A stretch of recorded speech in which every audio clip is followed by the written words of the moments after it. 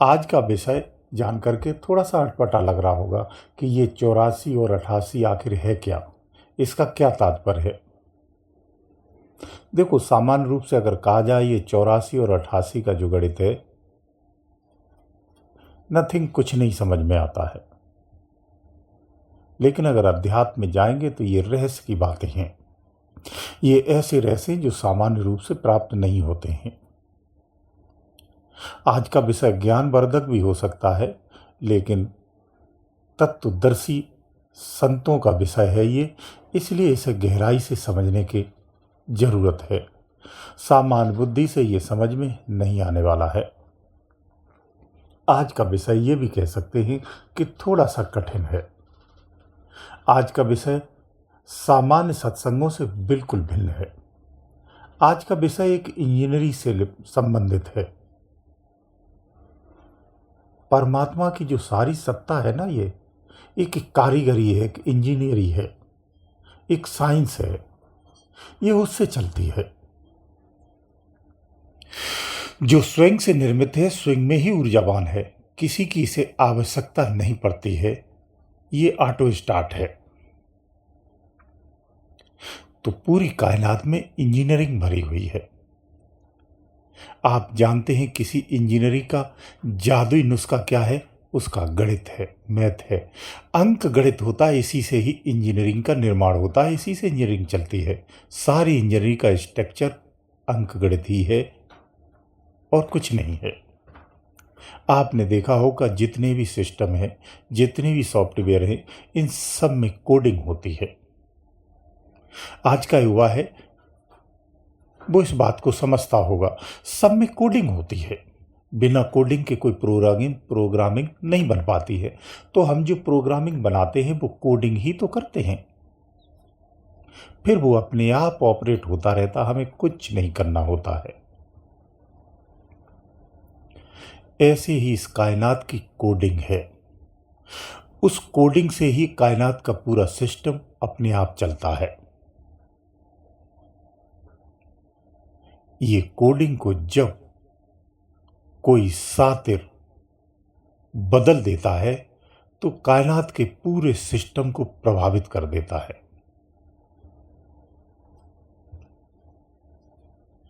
अंक गणित की बात करता हूं। अंक होते हैं जैसे 2 से 2 मिलते हैं। भौतिक गणित एक सूक्ष्म गणित।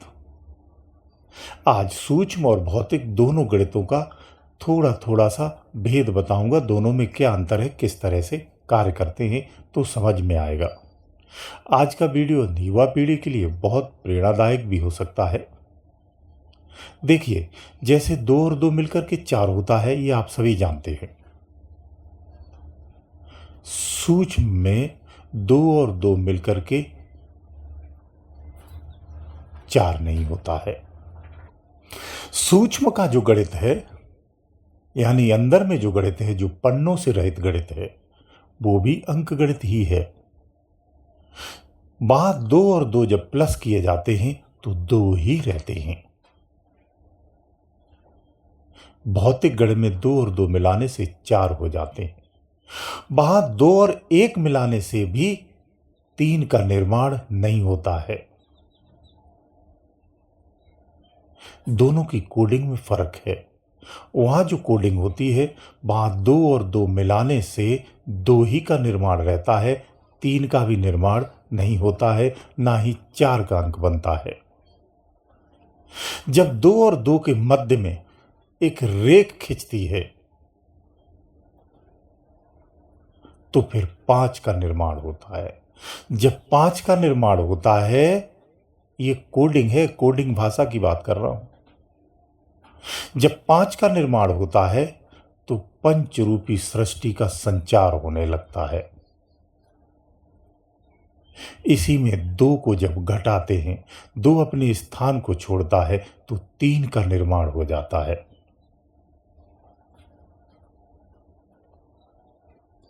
ऐसे में चौथा भिन्न हो जाता है। 3 के ऊपर में चौथा भिन्न रहता है, साथ में रहते हुए भी 3 से भिन्न रहता है, लेकिन अपने अस्तित्व को 3 के अंक में ही समाहित रखता है। 3 और 4 का गहरा संबंध है। अगर सूक्ष्म दृष्टि में देखा जाए तो 3 और 4 में कोई भेद नहीं होता है। 4 ने ही 8 को बनाया है। 4 और 8 की जोड़ी है। इसमें सूक्ष्म गणित में 8 छोटा होता है, 4 बड़ा होता है, लेकिन भौतिक गणित में 8 बड़ा होता है, 4 छोटा होता है। यही दोनों में अंतर है। जब 8 अपना विस्तार करता है, यानी अपना संचालन करता है, अपनी क्रिया करता है, तो 4 उस पर राज करता है, उसका भोग भोगता है।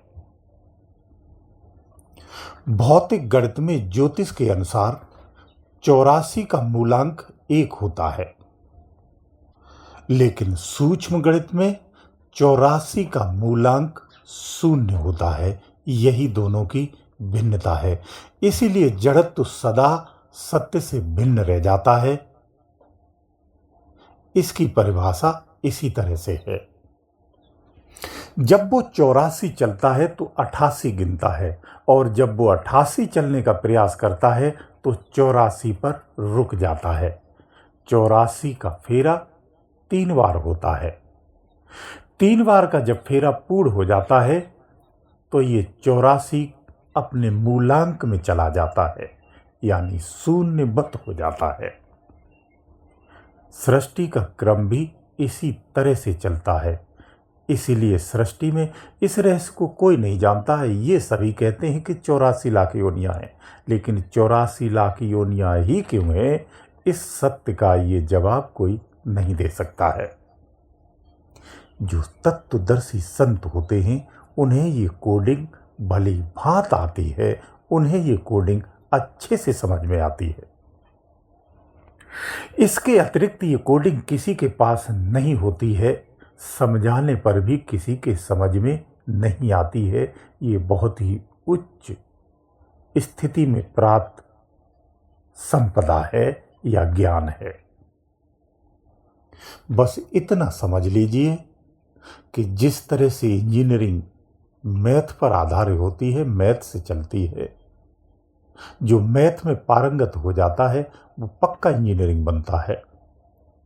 ऐसे ही अध्यात्म में भी कोडिंग होती है, अंक गणित होता है, उसी की ही इंजीनियरिंग इस सृष्टि में कार्य करती है। देखो, सूक्ष्म में मूल भाषा वो जो है वो एक ही है। जब वो बुखरती है तो 1 से 2 हो जाती है, जब 1 से 2 होती है तो शाब्दिक हो जाती है और अंक रूप में हो जाती है, यानी एक अंकी भाषा, एक शब्दी भाषा। 2 रूपों में ये फिर विस्तारित होती है। फिर अंकों में अनेकों अंकी भाषाएं हैं और शब्दों में असंख्य शब्द भाषाएं हैं। ऐसे ही अंकों से असंख्य अंकी भाषाओं का निर्माण नित्यक्षण होता रहता है और पहले से भी विस्तारित है, जिसे आप जान सकते हैं, समझ भी सकते हैं। वर्तमान विज्ञान की खोज सराहनीय है। बहुत कुछ खोजा है उन्होंने, लेकिन अध्यात्म की उस सच्चाई का अभी जरा सा अंश भी नहीं खोज पाया है। अध्यात्म विज्ञान असीमित है। फर्क ये है कि अध्यात्म की जो कोडिंग होती है वो स्थिति और अवस्था के अनुसार हो जाती है। भौतिक में जो कोडिंग होती है वो बुद्धि से की जाती है। बुद्धि है तो कोडिंग होगी, बुद्धि नहीं है तो कोडिंग नहीं होगी। अब अध्यात्म भाषा में अगर 84-88 का अंतर कहूं तो 88 काल्पनिक है, 88 वास्तविक नहीं है, 84 वास्तविक है।